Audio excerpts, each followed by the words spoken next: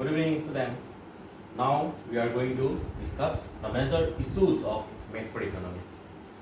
There are some major issues of macroeconomics, or we may say the scope of macroeconomics, or we may also say the importance of macroeconomics. Why we need to study economics separately.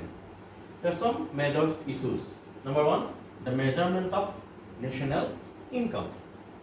Number two, monetary issues. Number three, economic growth. Number four, business cycle.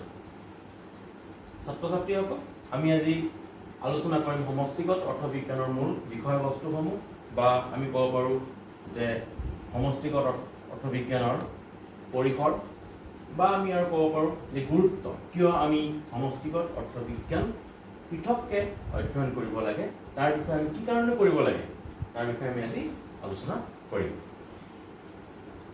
মূল বিষয়সমূহ হৈছে ৰাষ্ট্ৰীয় আয়, মাপ, মুদ্ৰাগত বিষয়সমূহ, অৰ্থনৈতিক বিকাশ আৰু বাণিজ্যিক চক্ৰ। ইয়াৰ উপৰিও সমষ্টিগত অৰ্থবিজ্ঞানত বিভিন্ন বিষয়ৰ বিষয়ে অধ্যয়ন কৰা হয়। আমি আজি এই মূল বিষয়বস্তুকেইটাৰ বিষয়ে আমি আজি আলোচনা কৰিম। Now let us discuss about the major issues of macroeconomics.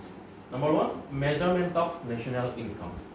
One of the major issues or subject matter of macroeconomics, we may say, all the measurement of national income. Why we need to study national income? Because data of national income shows the economic development, or we may say the distribution of income among the different groups of people. National income shows the development, real development of a nation, which is studied.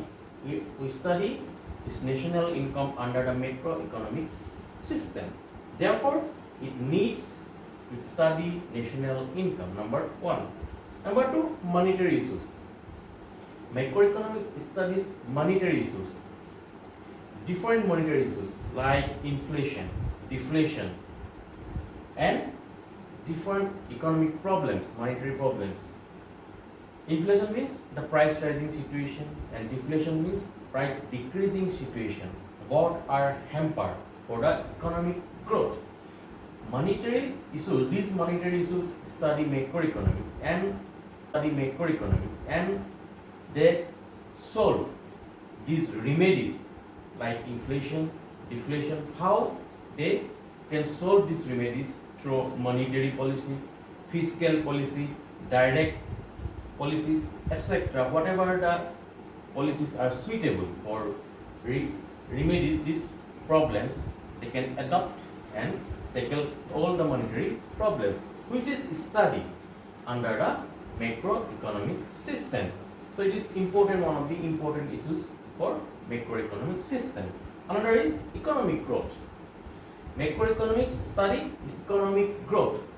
How an economy can be growth under a nation. So monetary measures, after monetary measures, economic growth.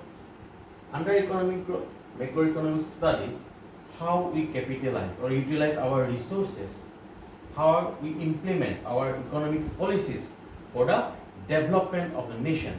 So under economic growth, macroeconomic study, we are properly utilize our resources or not, or we are able to implement our policies or not. These all are issues are studied under the economic growth by macroeconomic system. Another is business cycle. It's related to international trade, internal trade. All are these studies under the business cycle. For example, balance of payment, exchange rate. Why the world economy is facing different problems. Under all these are problems, and international trade, including internal trade, all are discussed under the business cycle. So these are the important major issues of macroeconomic system.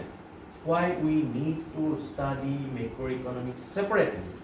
So these are the important issues, or we may say the scope or importance Instead, these issues or other issues are also studied under the macroeconomic system. So it is very much important for us to study economic system. It gives the knowledge of economy.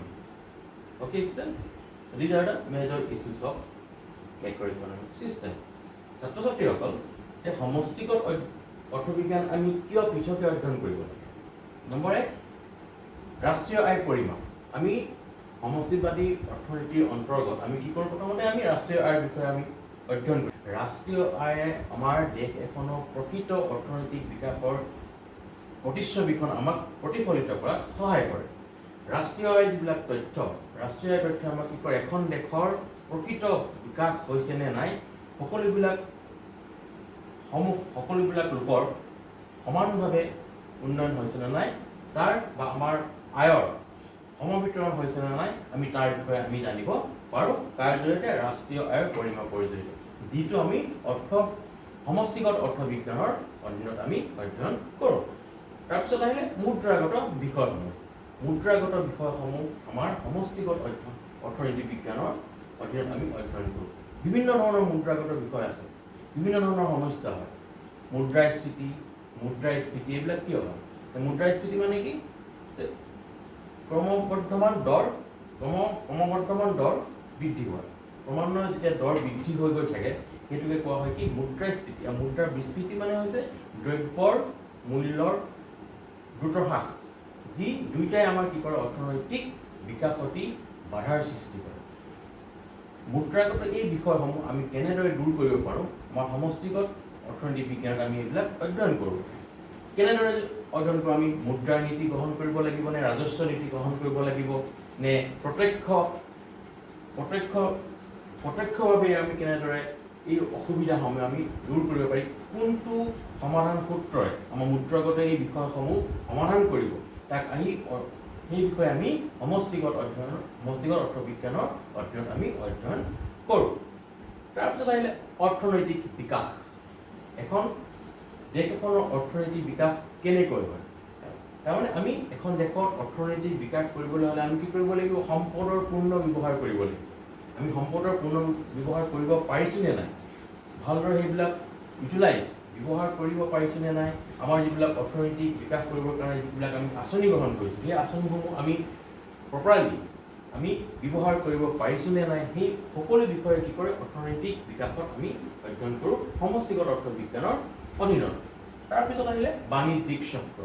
এই বাণিজ্যিক চক্ৰত কি কৰে? দেশ এখনৰ আমাৰ আন্তৰ্জাতিক আভ্যন্তৰীণ সকলোবিলাক বাণিজ্যৰ বিষয়ে সমষ্টিবাদী অৰ্থনীতি বিজ্ঞানত কি কৰা হয়? অধ্যয়ন কৰা হয়।